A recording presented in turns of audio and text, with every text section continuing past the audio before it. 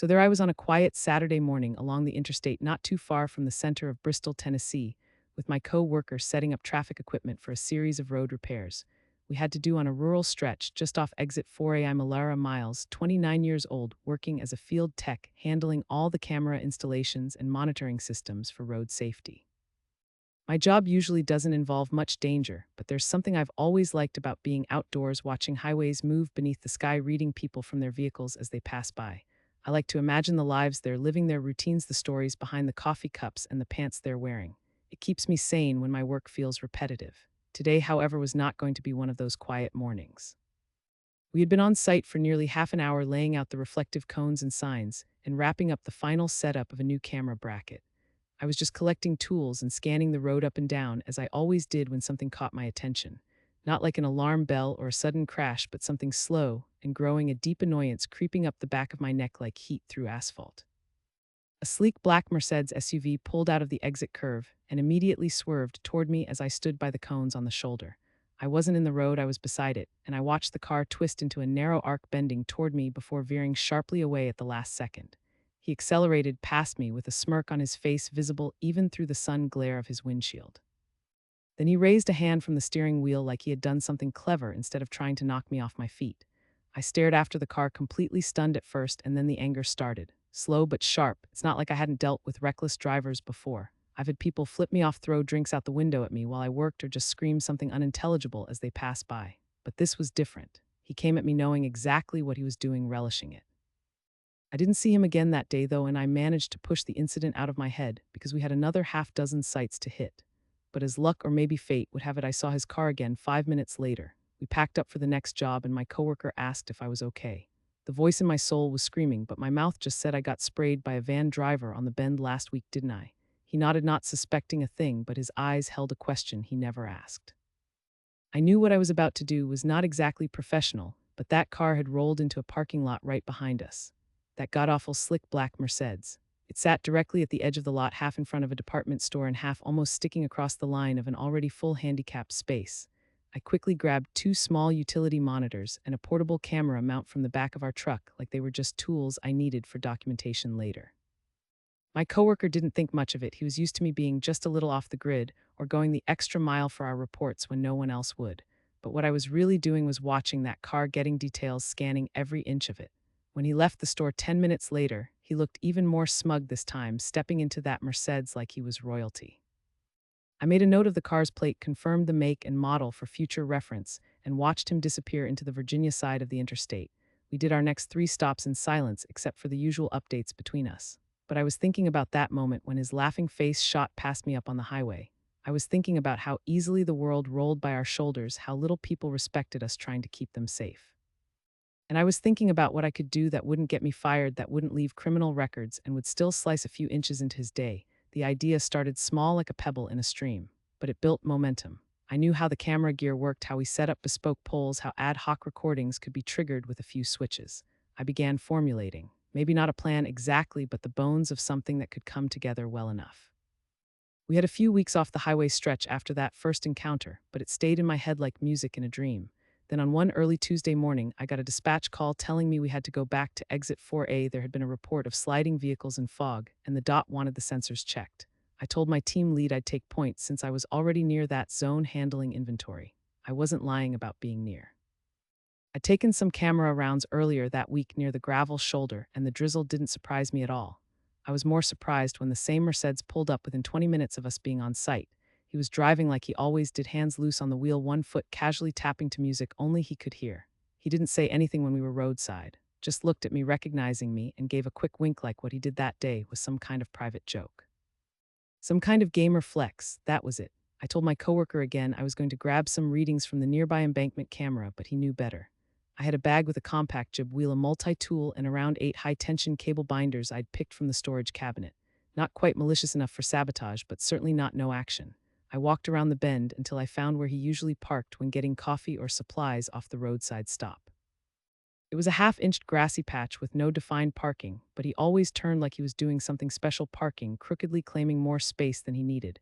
I waited until he was inside and then approached. The Mercedes stood still like a sleeping lion in the shallow light of that morning. I wasn't going to slash his tires or anything obvious like that. I used something subtle or something that hit him with enough delay to sting. I wrapped a reinforced titanium chain strap along the driver's side door handle, crossed it over, and placed tension anchors under the wheel wells.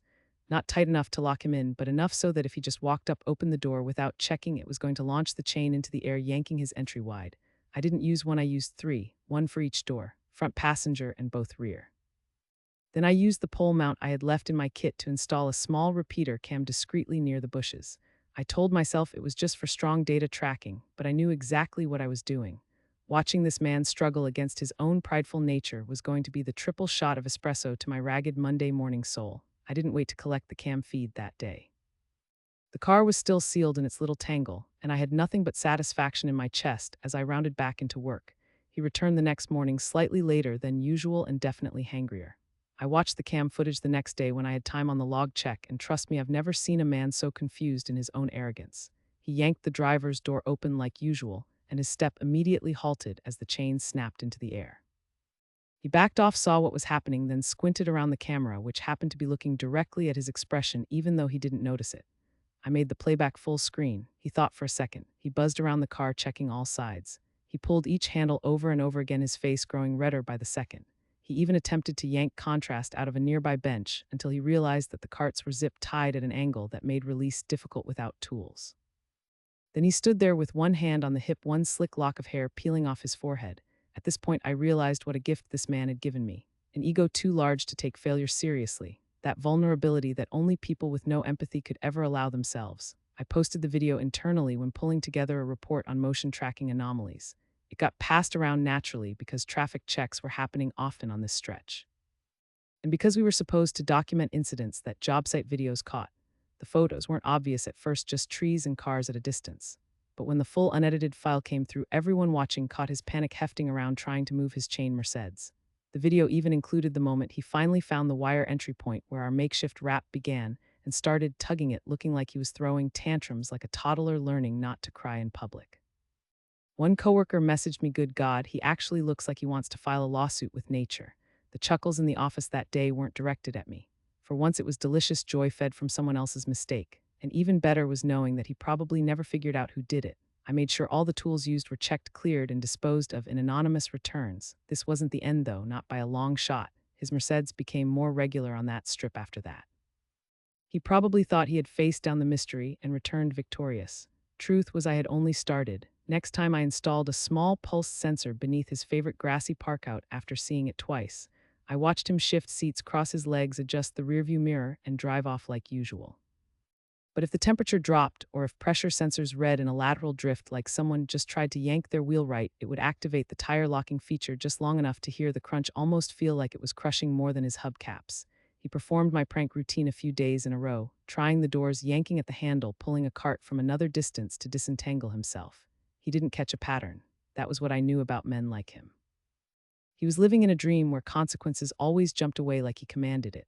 So now, with more backup than ever inside my office crew, and now with a small camera group invested in tracking serial harassers on site given what happened with that prior incident up north, I built a minor watchpoint around him. I referred to it in conversation as surveillance, but really it was 5 flavors of human revenge dressed in road tracker lingo. These aren't the details he told Reddit, by the way.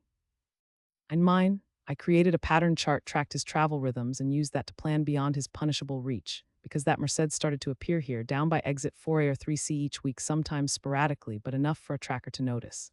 If he had done anything actually illegal, we could have pursued him officially, but till then the road didn't offer legal protection. Not like cars or pedestrians. I didn't trap him again in the same way.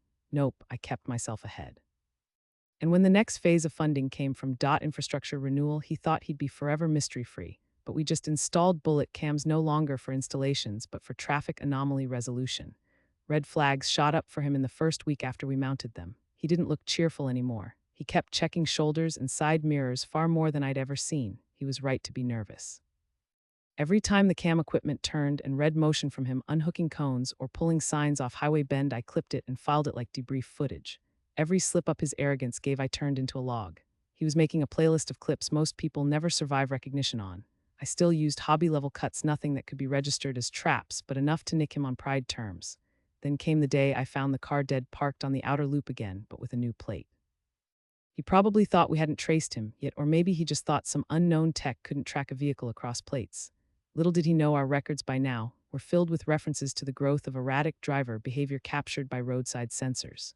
Our analytic charts could be turned into a full psychological profile, and the click came when I saw two interns of mine asking about unusual driver behavior reporting on site images. They brought up the SUV, shake the cones up the line, and rip the orange signs right off their brackets. The same photos his reflected image appeared in, though he probably never even noticed. At this point, the revenge had grown larger than me. The system was noticing the hundreds of small infusions of troubleshooting I had applied, and now there was a pattern report from internal maintenance ready to send. Then the supervisor came, asking if someone from our crew had laid unusual rigging devices under traffic cones or on signs along A lights on, but no formal charge yet. I opened my mouth, but I didn't lie. I just swayed the truth. I told the supervisor that I saw the car regularly shaking cones and noted its odd timing and erratic maneuvers, but figured it out of boredom or poor handling. Turned up the footage from my repeater. Showed one morning capturing him trying to yank the now heavy-duty reinforced chain off the rear with a screwdriver piece from his glove box. It had a smile that never settled, even in defeat. The supervisor agreed with me after reviewing the footage and then quietly noted if more systematically shaken cones occurred, Cyber Traffic Unit could pull records and cross them with driver vehicle records. IF Chinese letter patterns continued. Which was a long, frustrating way of saying if it's not illegal, we can't technically tail him, but we can document. Document I learned how to do without fear. I've made it a part of my life. At the next traffic report meeting, I brought a binded delta chart that wasn't part of the agenda. I called it the Unpredictable Vehicle Behavioral Index. The boss loved it. The interns begged to help, and within 6 weeks, all I had to do was send an alert every time the SUV got flagged again. His behavior escalated, not out of paranoia, but because he likely thought he was smarter than the pattern tracking. So this time he came to the site wearing different clothes, a baseball cap turned backward, rapid engine grin, and taunting pedestrians in high visibility gear. If anything, things got worse. People recorded him. He didn't notice. Not that car aficionados or store employees who already marked him down from past attempts would even care it was him. His face started showing up in overlays from retail security logs, tampering with items outside exit stations. Store complaints rose. Internal issues flagged, and I responded without having to react. I gave data that wrapped around him like velvet noose. Now I had no responsibility to trap him. I didn't even tie his car again. But enough of a myth had grown around the Mercedes at 4A that staff from 2 states over started watching for it. Some joked that the cones shook whenever he was near. One of the engineers even decreased vibrations on one pole east of exit 3 because he claimed it made the cones at that site flutter like ghost flags. We might not have known who he was, but we knew the shape of the damage he created, and I knew something else. The DOT was planning a new revenue lane along Route 46. They had applied for funding, already stumbled into the trough of law compliance. The strangest part of this stretch was the blind corner and the rise. You couldn't see anything cresting the hill until it was almost too late. The very place he kept dicking around with cones, mistaking pedestrian signals and making fools of workers on break. It was the blind spot for cameras. Until now, I smuggled a few minor tracking modules under the concrete edging and hooked up 2 old cone lenses to shadow pings on central systems. The corner remained blind. But not anymore for a certain 4-wheel cabochon of ego sitting in the southside turn. The day came when the trap wasn't mine to create, but fell into place like cold recovery. He had no idea what was changing, or that the very system he thought was run by fools was counting his movements down to keystrokes. The sensors were triggered under certain stress conditions: coat temperate sideways drift, real deceleration, in layman terms, acts of stupid driving. He lucked out for 2 weeks longer. But when the final wave of analytics crossed the system, it caught him again, not just dodging cones or flicking signals. He actually placed himself intentionally near a tailcam's red crosshair line and swerved full force into a buffer arrangement of signage, not entirely knocking one loose, but enough to trigger the response mechanism, which activated not just recording but dispatch sirens on road patrol. Before he could exit the system's coverage, I watched in real time from the field station as he got intercepted. 2 of the road agents ran plates, verified threat behaviors, and issued him a formal letter on record for sexual abusing of placement markers and endangering state equipment. He realized the game had changed when an officer approached asking him to step out of the vehicle. The man who had once laughed at near misses and consideration for workers was now being treated like an official menace on 5 separate DOT reports. Later, I learned from the enforcement unit that not only was his insurance already flagged him as high risk, but multiple links to reckless incidents across states had him listed in motorsport driving registries under aggressive noncompliance. That's when it started. Because once the DOT systems flagged him for citation, the discussions began among local police forces. One officer nailed him for illegal parking in handicapped zones across 3 exits within 2 weeks. Another internal system chatted within local municipalities, and finally he got a footage log and official charge in Tennessee for disrupting safety cones in a traffic zone. He was fined over $5,000 within a week. As his behavior logs piled like old wedding photos, no one wants, I started feeling something I hadn't when I first zipped those chains around his car. I wasn't suffocating in anger anymore. Not because I stabilized, but because I outgamed him. Now the revenge wasn't about him anymore. It was about letting him fumble his own way into being consequence-soaked, and the final piece was a cherry on a gun barrel. A file not found error sent to DOT systems from a third-party contact handler returned components possibly stolen or copied from traffic pole 1 exit lot at 5A, and since he was the only one flagged within that radius, they dug deep into his car logs, checked plates, called local databases, cross-matched prior alert reports, found all his incidents, and flagged him for irradiation. He lost his vehicle registration. He lost insurance clearance. I received a thank you note from supervisors within 4 weeks, not for pointing at him directly, but for documenting enough patterns that he censored himself, because the final hit came not from me or my group, but from the road. While tailing his old route through the interstate, he went around the blind bend, and instead of slowing down, did full dips on acceleration. The system that can now detect frontal grid variance via shadow cone optics and an automated braking pulse activated. The moment he hit that bend again, flags fired from lateral drift sensors, triggering a multi-level data sync with automated patrol. He skidded hard, faster than the system could manage. But when he veered just enough to graze a traffic mirror we had finally installed, the entirety of his route got flagged. They caught him mid-slip right across data intersections. Too fast, too aggressive, too delayed, and this time he wasn't just pulling behind cones or tugging at tape. He was braking hard, about to lose control. I guess his pride was always faster than his common sense.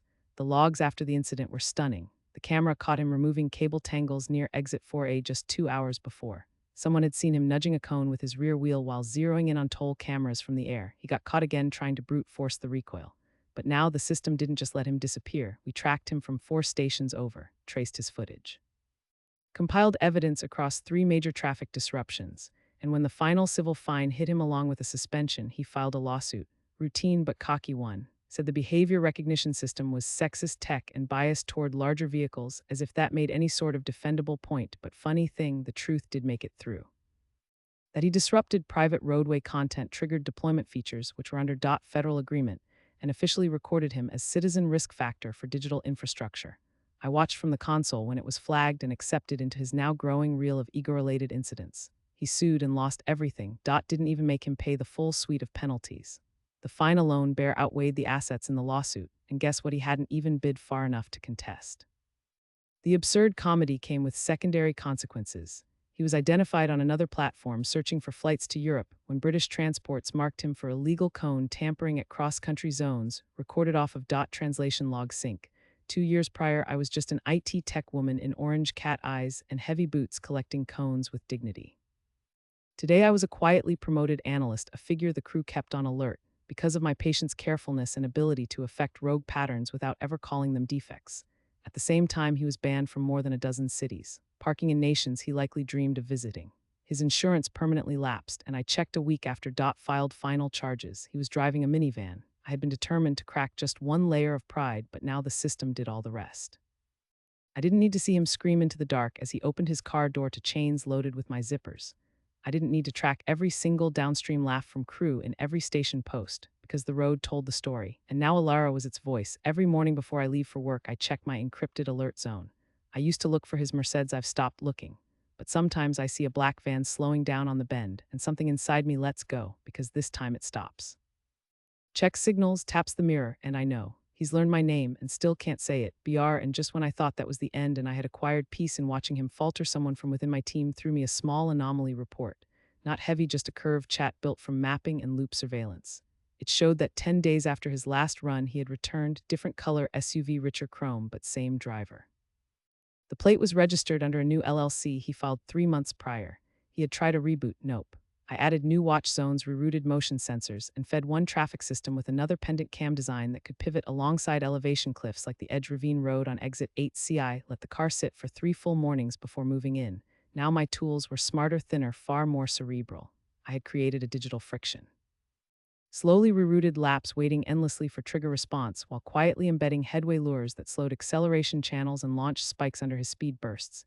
If he floored the curve, he'd nearly smothered into past violations. The pseudo-grid systems amplified registration feedbacks and triggered GPS pings. Not loud, not visible, just things that started stacking pressure on what he thought was his invincible chaos. He made it worse the final time he tried. He drove past without making a single joke or flourish off exit 5.